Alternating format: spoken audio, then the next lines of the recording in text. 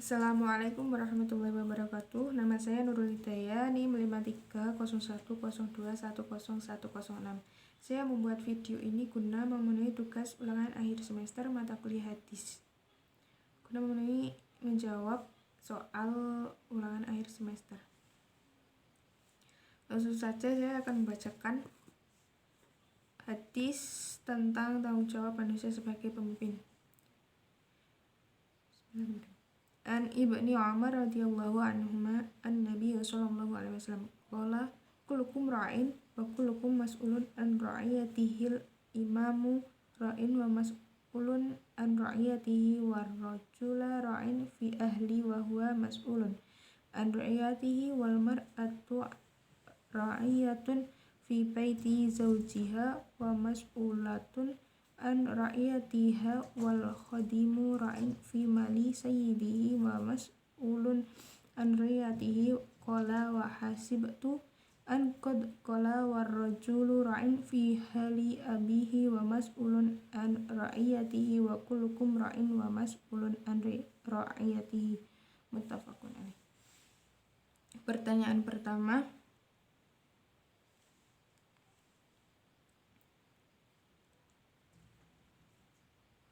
sebutkan secara singkat nama dua kolektor hadis yang telah meriwayatkan hadis ini dalam kitab mereka. Orang yang meriwayatkan hadis tentang tanggung jawab manusia sebagai pemimpin yaitu diriwayatkan oleh dua perawi besar, yaitu Imam Bukhari dan Imam Muslim dalam kitab mereka. Pertanyaan nomor 2. Hadis di atas merupakan salah satu contoh hadis berkualitas sahih. Jelaskan berapa syarat yang harus dipenuhi sebagai hadis sahih dan apa konsekuensi yang terjadi apabila salah satu syarat tersebut tidak dipenuhi. Syarat hadis sahih adalah sanadnya bersambung, yang artinya setiap rangkaian perawi dalam sanad tersebut memiliki hubungan guru dan murid. Bisa diketahui dengan melihat biografi masing-masing rawi di kitab rijal. Biasanya dalam kitab tersebut dicantumkan nama guru dan muridnya. Namun apabila tidak disebutkan, bisa juga diketahui dengan melihat perjalanan ilmiah atau tahun wafatnya.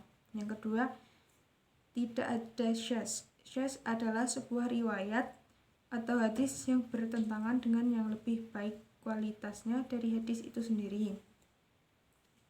Nomor 3, tidak ada ilat. Ilat adalah cacat yang terdapat dalam sebuah kesalahan yang tidak disengaja.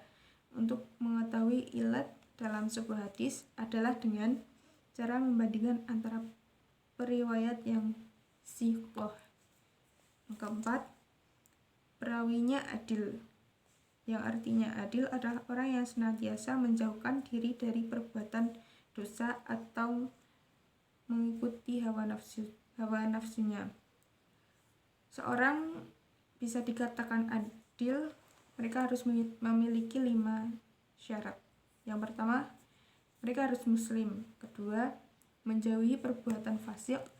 Yang ketiga, bukan orang yang teledor, yang artinya tidak boleh seperti tidak boleh pelupa. Yang keempat, mukallaf, balik, dan berakal. Yang kelima, menjaga mura'ah. Syarat hadis sahih yang kelima yaitu perawinya dobit. Dobit dibagi menjadi 2. Yang pertama, dobit syad, yang artinya kuat hafalannya.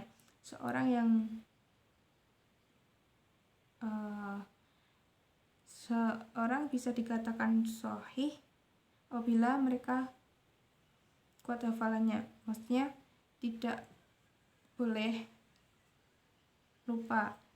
Seandainya seorang itu lupa, mereka tidak bisa dikatakan sebagai dobit. Yang kedua yaitu dobit kitab, adalah tulisan yang benar-benar dijaga oleh penulis dan ditulis langsung dari asalnya.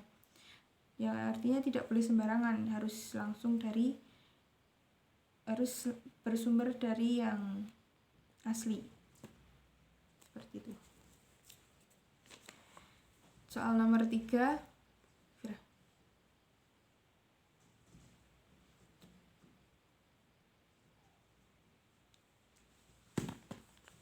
Soal nomor 3 yaitu pada hadis di atas dapat kalimat ra'in menurut bahasa berarti penggembala, namun mengapa kemudian para ulama mengartikannya sebagai pemimpin?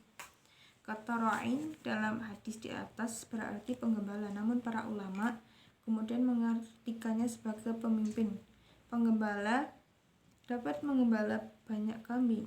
Pemimpin diibaratkan seorang yang menggembala banyak domba atau kambing, ya artinya pemimpin bertanggung jawab atas yang dipimpinnya, seperti penggembala yang bertanggung jawab terhadap domba-dombanya.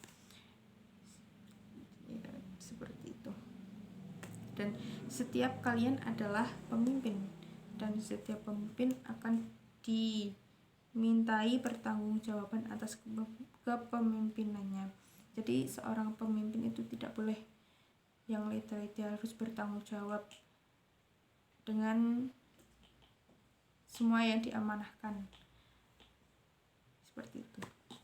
Sekian jawaban dari saya. Wassalamualaikum warahmatullahi wabarakatuh.